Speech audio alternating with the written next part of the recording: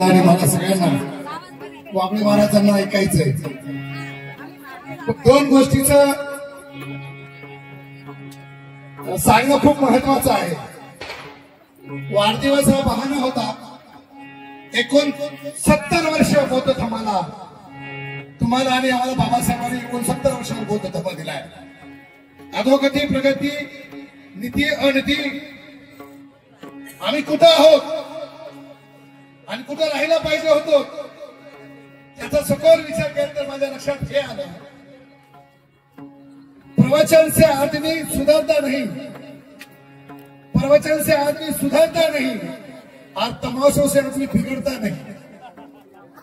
याचं मला एक सूत्र कळालं आणि मग असं कळालं माझे भंतेजी, माझे बोधाचार्य, माझ्या समाजाचे माणसं जो आणि कांबळी रात्री झोपताना बाबासाहेब पाहतो, सकाळी उठल्यानंतर बाबासाहेब पाहतो आणि त्याला बाबासाहेब समजून सांगतात.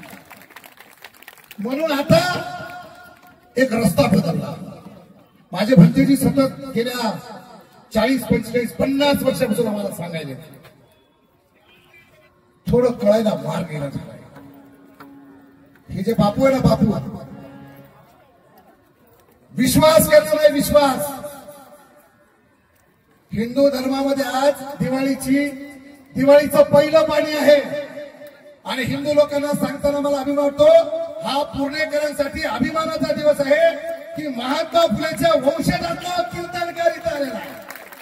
माझा बाप ज्याला गुरु मानतो महात्मा फुलेंना, त्या परिवाराचा त्या रक्ताचा माणूस इथं आलाय आणि या माणसाला आणण्याचं एकच कारण आहे, थोडीशी पद्धत समजून सांगण्याची बदलूया. माझ्या वाढदिवसाच्या निमित्तानं आपण धर्मंदिरानं प्रेम, आपला आशीर्वाद, कोण कार्यक्रमाला आला नाही, कोण कार्यक्रमाला गेले नाही, कुछ फर्क नहीं पड़ता बॉस. जब ठान लेता हूं ना,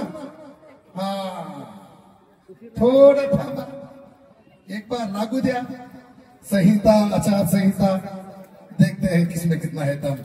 आजचा दिवस हा ते स्टेजचा नाही, पण सांगतो माय मला, मी स्वतः सांगतो, पूर्ण माझी माय आहे.